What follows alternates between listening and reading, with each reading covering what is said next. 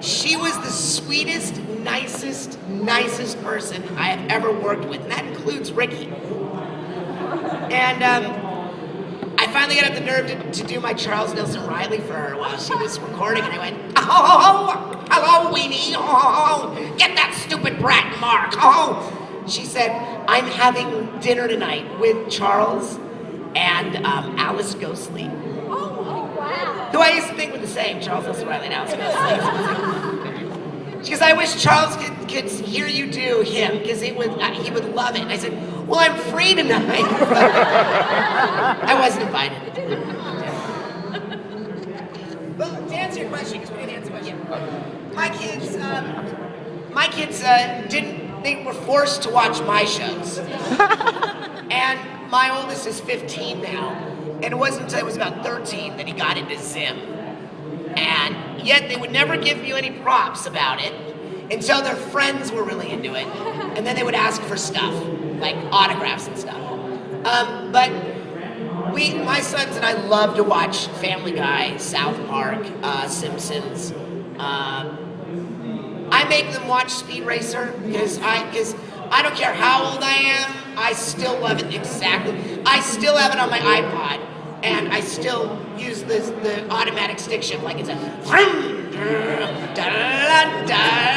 here comes Speed Racer, he's a demon on wheels.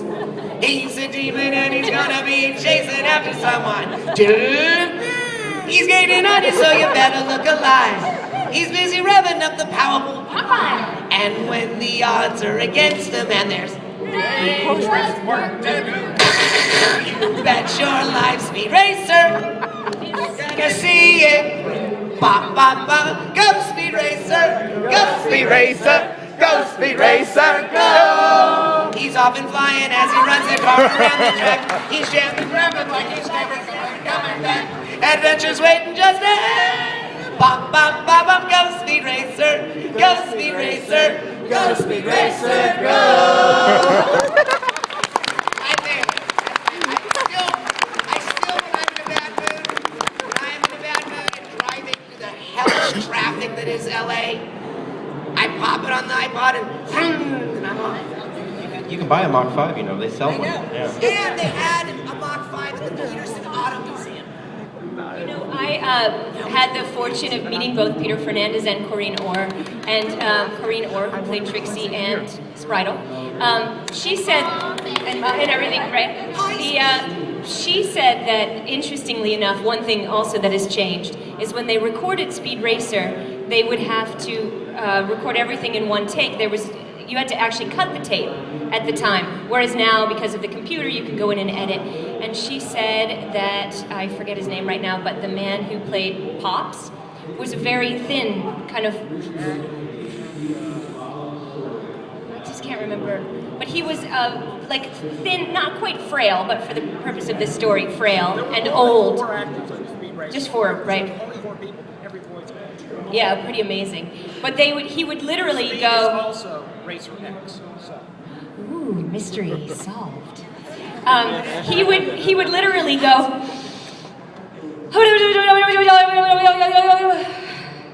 And then try to get through the whole thing, and then they do another take. But if you messed up, then you really had to go back and redo so much. So that's certainly something that's changed quite a lot. Yeah, the recording process has really changed a lot. It used to be when I worked at Hanna-Barbera when I first started, you were there for 8 hours for an episode, a half-hour episode. By the time I got to Nickelodeon, we could do an episode. We could do one 11-minute episode in 2 hours, and a second 11-minute episode in another 2 hours. So you do 2 episodes in 4 hours. And we do what's called a radio record, where we all were together. Ricky and I recorded Zim that way. But a lot of shows, like for a lot of the anime stuff we've done, it's just you with your lines. You're just dubbing your stuff. I just got to point out that I knew Peter moderately well, spent a lot of time talking with him.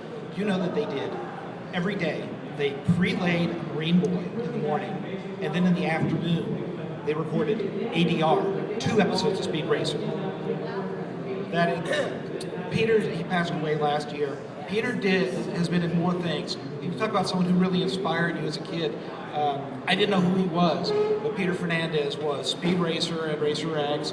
He did the voices of about half of the Godzilla movies. Any Clint Eastwood movie of the period, he's one of the background voices because those were all post-dubbed. There's no dialogue actually recorded on set. You talk about he was Ultraman.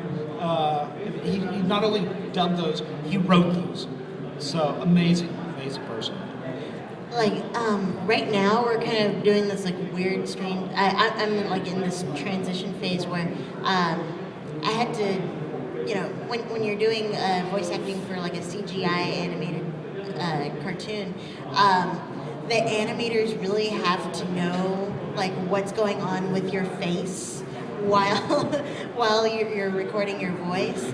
And so it's like they kind of stick you into this little sound room, and there's a videotape, like there's like a video camera right in your face here, and right in your face here, and right in your face here. So you can't move your head around because otherwise like everything will get distorted. And it's really interesting when you get like these like weird strange emails from the animators going like, what's wrong with your eye? It keeps twitching. Did you want us to animate that? Oh. But yeah, you know, it's like you kind of find that you know, you can't put on a lot of makeup. They prefer it without makeup. But it's like you get really self-conscious because animators are brutal. They really are. They'll sit there and be like, yeah, you need to pop that. Because they're too lazy to fix it themselves? Mocap is a crutch. So's a script. I credit Peter for my he taught me to do what ended up in Zim, which was Zim's like does that a lot. I loved every time I do that sometimes. I walk down the halls like oh, because I love that. I love that stuff. Like a whole day of it. Spike sounds, and then sounds, and slow dying sounds. Yeah. There's just no context at all. I live with a walking Foley library. She actually Foleys things as she's doing. I do that. Yes, I do that. Right now, though, but I do that. 1, 2. Can I request a little skit, please? No. A skit? $500. I want Ash's Pikachu and May's Blaziken to do battle against Dag and his ToeBot. And my favorite part is when Dag screams. Can you please do that? I will not be screaming because, as you hear, my voice is already hoarse from one day of screaming. But I know what you're talking about. I am ToeBot. I forgot. Which Pokemon am I using? Come on, Ash. You're using Pikachu. Oh, right. Pikachu! Go! Spooty Pokemon. You haven't met ToeBot. No, I haven't. Hey guys, guess what? I think we should just go for lunch. Yeah. Take your That place. died miserably. Oh, we're down to the character. Oh, we're calling. Good skit. Next week.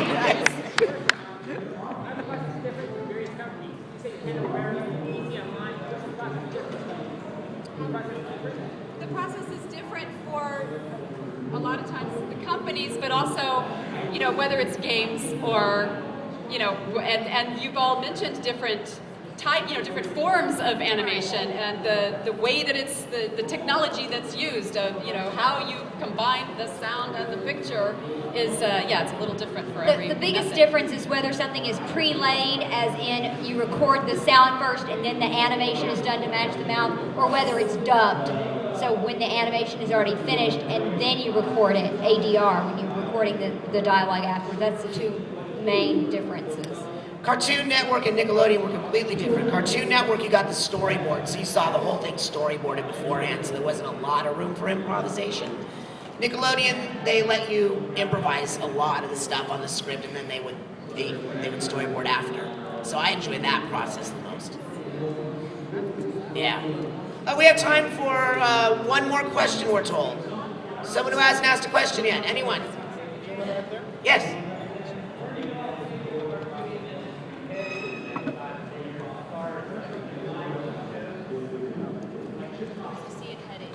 You know, as I think we pointed out, there's been kind of, there's like a lot less animation being done these days, original animation being done.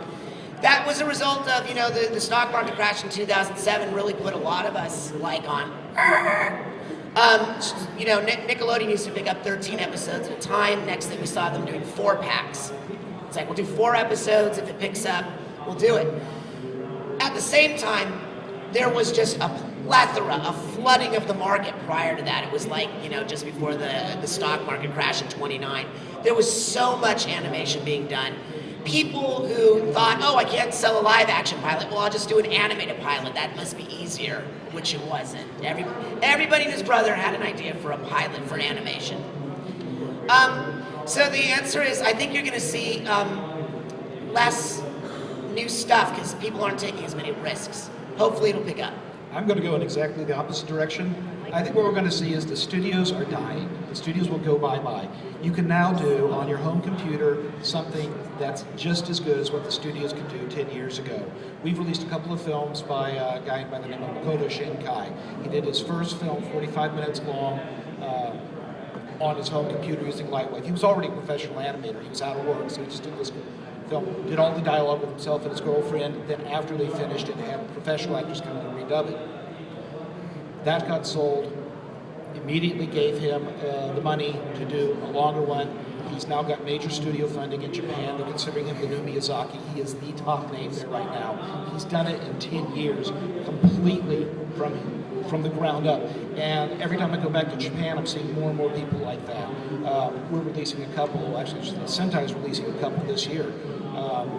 First-time directors doing a feature. But they're not doing feature films, they're doing one-shot shorts. And this is what the internet has changed, is you don't have to do a series. You can do a 20-minute, a 30-minute film, tell a story, and prove what you're doing. And I think that's really the future of animation, because with the short attention spans, the availability of iPods, YouTube, and so on, it's going to move in that direction.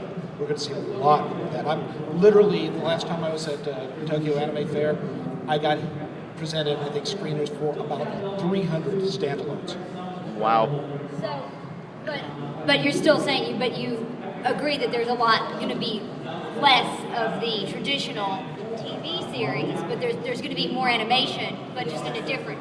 But the next development step is some of those are going to catch on, and you'll see those things being spun off in onesie-twosies, like miniseries or so on. We've really changed the way we watch television in the last 15 years. That's changed more than anything. The DVRs and the internet, we're no longer tied into networks, which means the networks really, they need stuff that basically is one time only. You have to watch it now, which is why reality shows are so big with them. Animation shows are a huge investment. They do not make their money back from the initial run. And unless you make at least 50 episodes, you've lost money on it. 50. We've got to go. We're being waved off. Thank you, everybody. Thank you!